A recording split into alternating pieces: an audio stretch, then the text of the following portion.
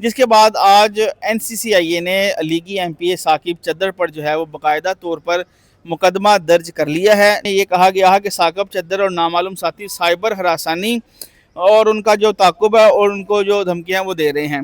تو جب بات شادی کی پیشکش ہوئی تو مومنہ اقبال کو معلوم پڑا کہ یہ تو پہلے سے شادی شدہ ہیں کہ ثاقب چدر نے اس کو اپنے موبائل پر واٹس ایپ کے ذریعے ان کی کوئی فحش ویڈیو بھیجی، جس کو اس کی بہن رمشا کو بھی بھیجی، اور کہا گیا کہ اگر آپ نے ہماری بات نہ مانی تو اس کو ہم لیک کر دیں اچھا، گے۔ ثاقب چدر اور ان کی اہلیہ نے مومنہ اقبال کو جان سے مارنے کی دھمکیاں دی۔ کی نامور اداکارہ مومنہ اقبال اور پاکستان مسلم لیگ کے MPA ثاقب چدر کی جو قانونی جنگ ہے اس کا آغاز ہو چکا ہے۔ یہ میں کیوں کہہ رہا ہوں کہ NCCIA نے ثاقب چدر کے خلاف مقدمہ درج کر لیا۔ تمام تفصیلات جو ہیں اس FIR کی وقاص بھائی سے جانیں گے، اور خاص طور پہ جو آج کی جو ایک ہیئرنگ بھی ہوئی ہے وہ کیا ہیئرنگ تھی، وہ تمام جو تفصیلات ہیں وقاص بھائی سے جانتے ہیں۔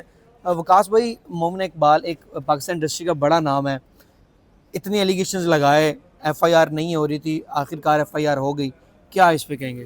دیکھیں، یہ واقعہ شروع ہوا 18 مئی 2026 کو، جب مومنہ اقبال نے NCCIA میں ایک اپلیکیشن فائل کی جس میں یہ بتایا گیا کہ لیگی MP جس کا نام ثاقب خان چدر ہے وہ اسے جان سے مارنے کی دھمکیاں دے رہا ہے، اسے مبینہ طور پر بلیک میل کر رہا ہے، اس کی کچھ ویڈیوز جو ہے اس کی بنیاد پر اس کو بلیک میل کیا جا رہا ہے۔ اس اپلیکیشن کے بعد سوشل میڈیا پر ایک طوفان برپا ہوا۔ وزیر اعلیٰ پنجاب مریم نواز نے اس واقعے کا نوٹس لیا اور انہوں نے ایک سٹیٹمنٹ جاری کیا کہ اس واقعے کی شفاف انکوائری ہوگی، چاہے اس میں کوئی بھی ملوث ہو اس کو اسپیئر نہیں کیا جائے گا۔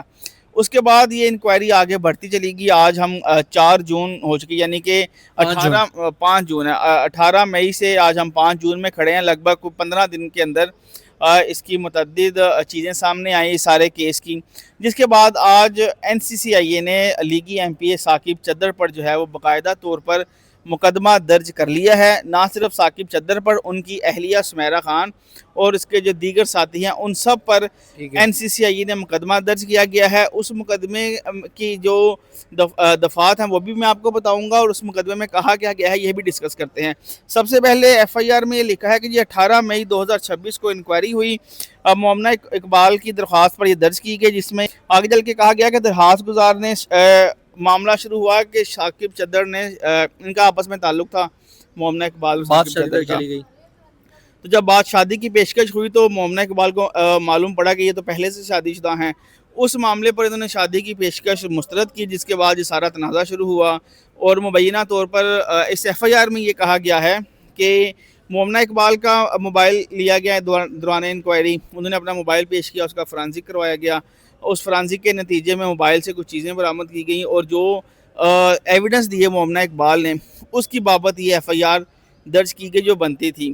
تو اب اس FIR میں یہ کہا گیا ہے کہ ثاقب چدر اور ان کی اہلیہ نے مومنہ اقبال کو جان سے مارنے کی دھمکیاں دی، بلیک میل کیا۔ یہ FIR میں لکھا ہوا FIR میں لکھا ہوا ہے، دھمکیاں دیں، اور یہ کہا گیا کہ اگر آپ نے ہماری بات نہ مانی تو پھر آپ کو اس کے نتائج بھگتنا پڑیں گے۔ وقاص بھائی، مجھے یہ چیز بتائیے گا، موبائل فرینزک ہو گیا، فرینزک کے بعد یہ چیزیں سامنے آئی ہیں کہ موبائل فرینزک کے انہوں نے دھمکیاں بھی دی ہیں اور جان سے مارنے کے جو معاملات جو چلتے رہے ہیں، بالکل ایسا ہی ہے۔ یہ جو FIR ہے اس میں جو لکھا ہوا ہے وہ کیٹیگوریکلی یہ لکھا ہوا ہے کہ ثاقب چدر، مومنہ اقبال نے پہلے یہ الزام لگایا کہ ثاقب چدر نے اس کو اپنے موبائل پر واٹس ایپ کے ذریعے ان کی کوئی فحش ویڈیو بھیجی، جس کو اس کی بہن رمشا کو بھی بھیجی، اور کہا گیا کہ اگر آپ نے ہماری بات نہ مانی تو اس کو ہم لیک کر دیں گے۔ اچھا، ان کی جانب سے تو یہ موقف بھی آیا تھا کہ وہ AI سے بنی ویڈیوز ہیں، کیونکہ رمشا جو ہیں انہوں نے یہ بتایا بھی تھا کہ وہ ویڈیوز جو ہیں وہ فیک ہیں، سم تھنگ اس طرح کا کچھ۔ دیکھیں، یہ تو اب ٹرائل آگے چلے گا تو چیزیں سامنے آئیں گی۔ ابھی جو موبائل سے جو چیزیں نکلی اور جو FIR میں لکھی ہم صرف اسی پر رہتے ہیں۔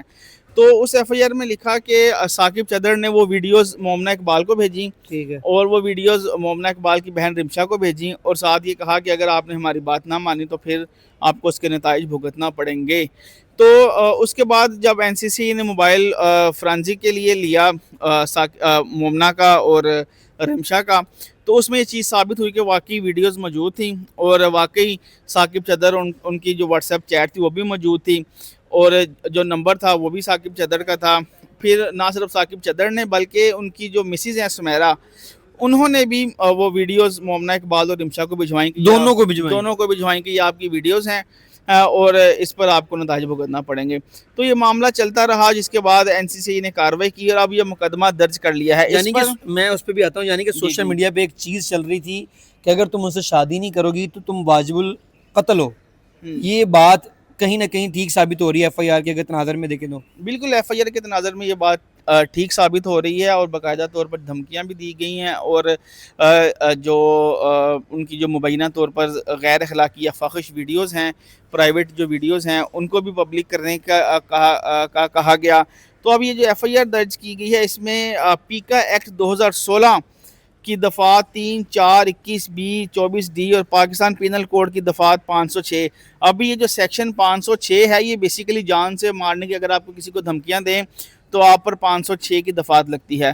تو اگر یہ 506 اس FIR میں لگی ہے تو اس کا مطلب یہ ہے کہ جان سے مارنے کی دھمکیاں دی گئی تھیں. اس میں پھر 201 ہے، 304 اور 109.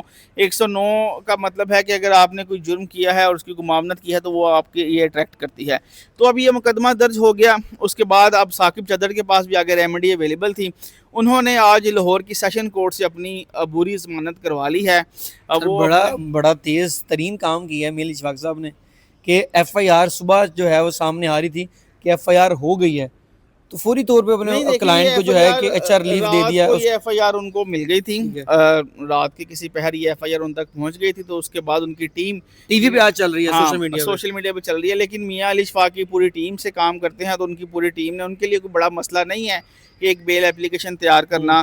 تو وہ بیل اپلیکیشن تیار کی، ثاقب چدر کو انہوں نے ساتھ لیا. وہ ایڈیشنل سیشن جج عرفان احمد کی کورٹ میں گئے، وہاں پر جا کے انہوں نے اپنی عبوری ضمانت کروائی اور 24 جون تک ان کی جو عبوری ضمانت ہے وہ منظور کر لی گئی ہے. یعنی کہ اس کیس میں مومنہ اقبال کو ہراساں کرنے، مومنہ اقبال کو جان سے مارنے کی دھمکیاں دینے اور بلیک میل کرنے کے مقدمے میں ثاقب چدر 24 جون تک تو گرفتار نہیں ہوں گے. اب 24 جون کو جب عدالت نے یہ کہا ہے کہ تمام فریقین کو نوٹس جاری کر دیے ہیں اور متعلق مقدمے کا جو ریکارڈ ہے وہ منگوا لیا ہے، اس کے بعد اس ضمانت پر دونوں طرف سے آرگومنٹ ہوں گے اور اس کے بعد فیصلہ ہوگا کہ اس کی ضمانت منظور ہوتی ہے نہیں. فی الحال ایک باقاعدہ قانونی جنگ کا آغاز ہو چکا ہے اور اس قانونی جنگ میں کون جیتے گا کون ہارے گا اس کا فیصلہ جو ہے وہ عدالت نے کرنا ہے. اور اب یہ معاملہ عدالت میں باقاعدہ طور پر آ چکا ہے اور اس پر اب مومنہ اقبال اور ان کی جو بہن ہے رمشا اقبال جو کہ متعدد پریس کانفرنس کر چکی ہیں، وہ اس پر بھی اپنا موقف جلد از جلد جو ہے وہ آپ کے سامنے اچھا وقاص بھائی مجھے یہ بھی بتائیے گا اس FIR میں مزید کیا کیا چیزیں ہیں، یہ ذرا کائنڈلی جو دیکھنے والے ہیں وہ بھی سننا چاہتے ہیں کہ یار FIR ٹھیک ہے آ گیا، اس میں مزید کیا کیا چیزیں سامنے ہیں. دیکھیں ایک تو جان سے 2 صفحات پر مشتمل یہ مکمل FIR ہے. بیسیکلی جب NCCI کوئی مقدمہ درج کرتا ہے تو NCCI کے جو قوانین ہیں اس سے پہلے ضروری یہ ہے کہ وہ اس کی انکوائری کرے اور انکوائری میں اگر واقعی وہ جرم ثابت بنتا ہے تو پھر FIR ہوتا ہے. تو پہلے تو انہوں نے پوری انکوائری کا حوالہ دیا کہ ہمارے پاس یہ 18 مئی 2026 کو اپلیکیشن آئی، اس اپلیکیشن پر ہم نے انکوائری شروع کی. اس انکوائری میں مومنہ اقبال کا موبائل لیا گیا، ثاقب چدر کا موبائل لیا گیا. اب ثاقب چدر نے جو موبائل وہاں پہ فرینزک کے لیے دیا اس میں سارا ڈیٹا ڈیلیٹ تھا، یہ FIR میں لکھا ہوا ہے.